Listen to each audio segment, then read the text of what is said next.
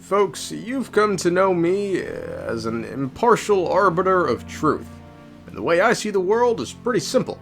I don't take sides, I don't play favorites, I simply lay the facts out there plainly and honestly, and I trust you to do the rest.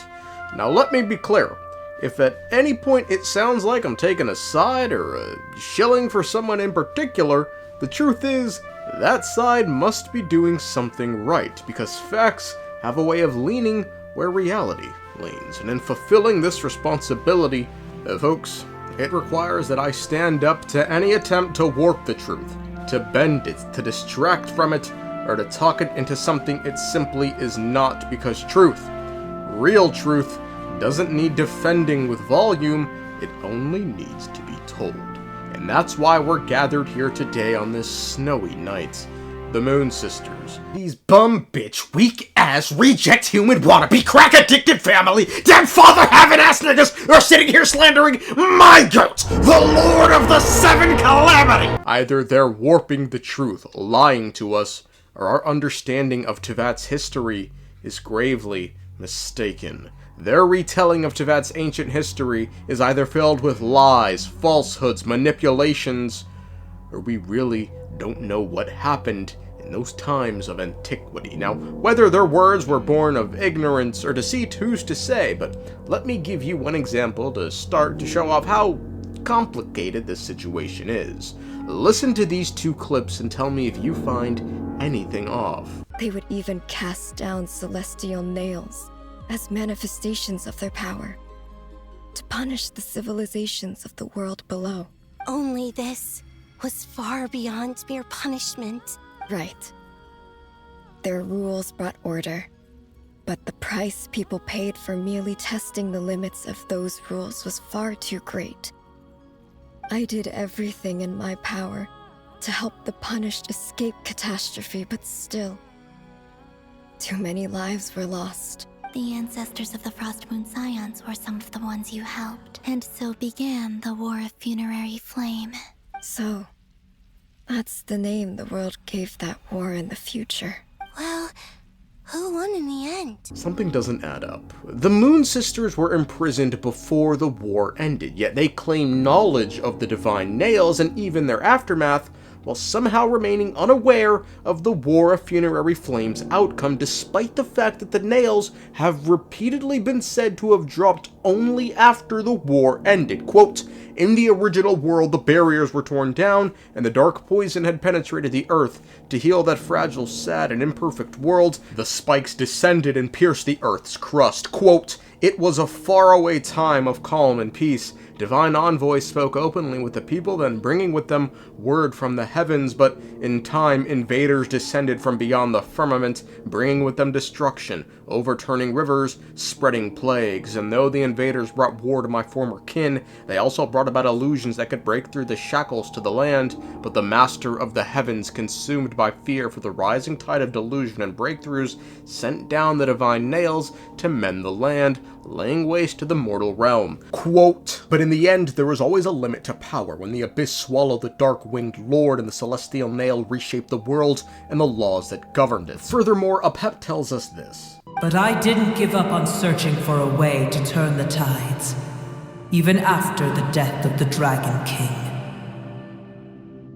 As I attempted to collect more forbidden knowledge from the corners of the world, as it was on the verge of collapse, I was stopped by the giant spike that fell from the sky." And Nahida goes on to tell us this. There is a chance that it could avoid that end, using the power of something here. I'm referring to what was used to fight against the Abyss. It once repaired the rifts of Teyvat long ago. It has the ability to purify and stabilize powers that shouldn't exist in Teyvat. 5 different sources, all of them linking the Celestial Nails with the return of the Dragon King Nibelung and the aftermath of the War of Funerary Flame. None of them speaking of nails being used prior to this war, and none of them speaking of them being used solely for the purpose of destruction. So from all the sources we've gathered, it sounds like the world was completely falling apart following the war with Nibelung, and so those Heaven sent divine fucking nails were dropped to heal said worlds and purify it of the abyss and forbidden knowledge. Yet, despite the historical records being consistent in this narrative, an aberration has seemingly spawned in with the Moon Sisters' words, who claim to have witnessed a divine nail being dropped for the sole purpose of punishment and assisting with the aftermath. This can only lead us to one possible explanation. A divine nail was dropped prior to the War of Funerary Flame. So far, the only real candidate for this location would be Hyperborea, given A, it existed before the Moon Sisters were locked up, and B, it's said to have had a nail tombstoned onto their head. Quote, "Yet in the end, such wild delusions and ambitions were brought down from the heavens, and fell with them deep blue crystal spikes. The Fae shrieked as they turned into icy silver mist, and in the space of a single night, the splendor of the Golden City was ruined by frost-laden winds." Quote, "That was a time when the gentle frostlight still lingered, a silver mirror unbroken, even as the Golden Realm had already fallen. In a single night, the glorious Golden Tower fell like a fig tree across the frozen northern plain, from the holy citadel to the ancient capital.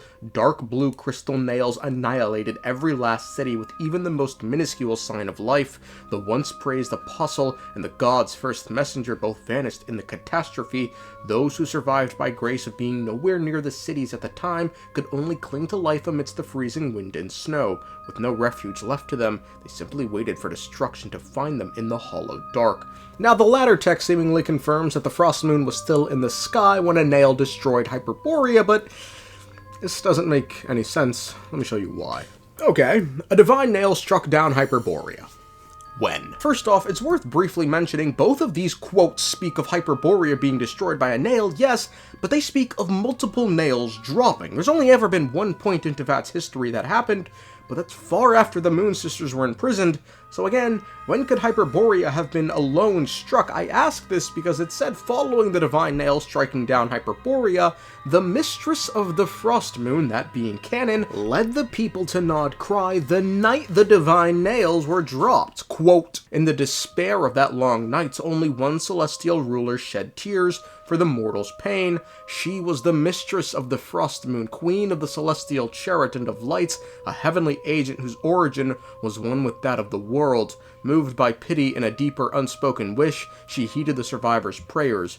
According to legend, she spun gleaming threads from the silver glow to lead the displaced across the frozen plains, and where her tears, full of longing, fell upon the frost-covered soil of the far north, they blossomed into lilies that would stand eternal in the icy winds. The proud descendants of Hyperborea call themselves the Frost Moon Scions for this very reason." Now, with that said, let's try and determine when the nail struck Hyperborea and when canon could have used her voodoo to guide the people to new lands. Well, given we know Hyperboreans existed in Hyperborea after the death of the three moons, hell, they created a gargantuan structure to look beyond the false sky. "The moons are long gone, and their goddesses are dead.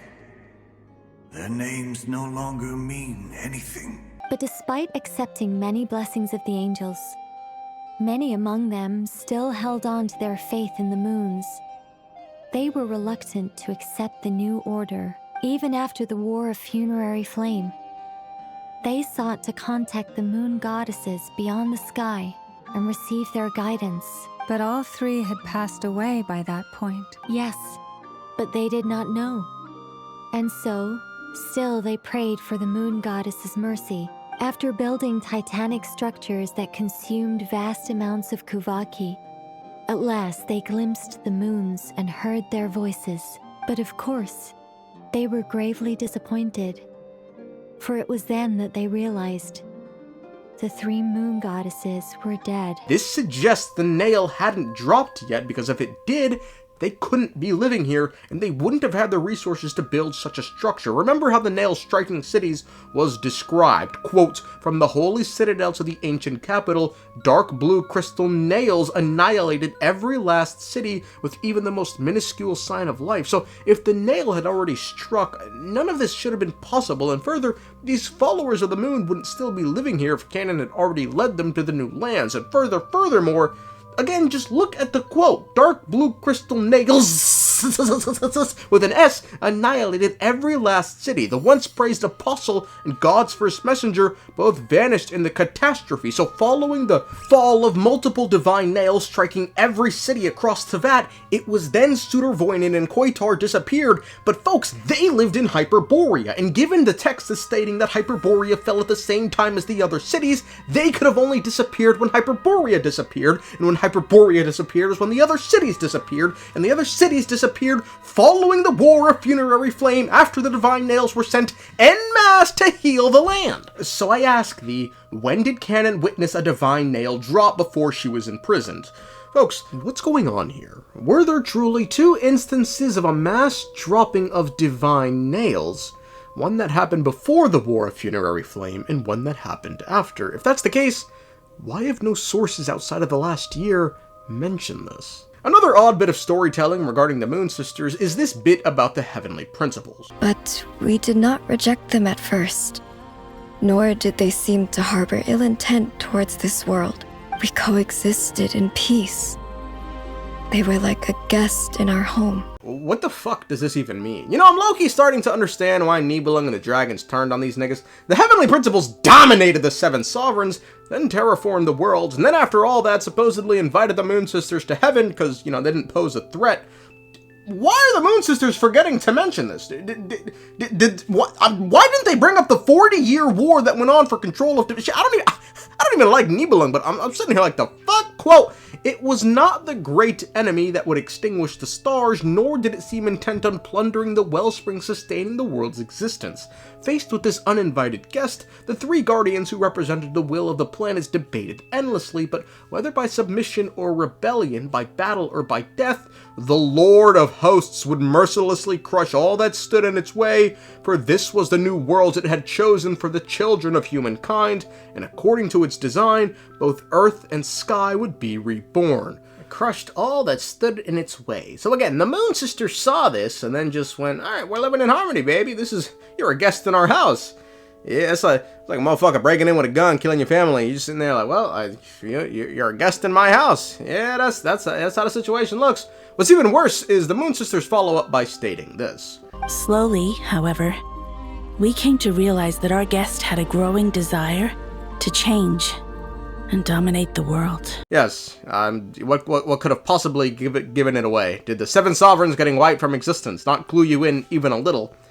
Now, either they're lying or there's an alternative, which is the heavenly principles arrived, and, well, just keep in mind, the time gap between Nibelung leaving Teyvat and the heavenly principles arriving to Teyvat was thousands of years. Quote, he raised 3 bright moons from the ground and bound this tiny world tightly with the chains of the tides.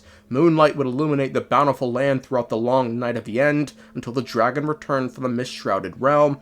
Yet as 1,000 years passed into another, the 3 Moon Sisters awaited in vain for the return of their former lord, until the day that the winged descender arrived, treading upon the morning star. So, well, I guess we don't know what happened when the heavenly principles first arrived. The alternative would be the heavenly principles showed up to Teyvat and was just legitimately chilling for a bit, like a guest in their house, walking around, just, you know, kind of surveying, like, this world is fresh water and oxygen, a lot of land. I guess they misunderstood this for, you know, just chilling and vacationing, but I guess the heavenly principles just finally, you know, enough shit got checked off his checklist, and he went, you know what, I like this world, I think I'll keep it, and then displayed a desire to dominate it by engaging in a war with the sovereigns for control over it. But given the sole purpose of the heavenly principles was to find a new home for humanity, this sounds, I don't know, middling at best. And this alternative explanation that the heavenly principles were on Teyvat for a while before engaging in a war with the sovereigns, why haven't any of the sovereigns said so? And what were the heavenly principles doing on Teyvat, and how long were they here for before deciding, well, showtime! Moving on, there's then this weird line about the paranoia of our great lord of the skies. Later, we discovered that this great ruler of the firmament bore an almost paranoid hostility toward the desire of certain life forms to seek power. Or perhaps they feared them. Really? Isn't this just the Abyss? Isn't this the one power the heavenly principles forbids anyone from pursuing? The forces of the Abyss have always sought to corrode Teyvat.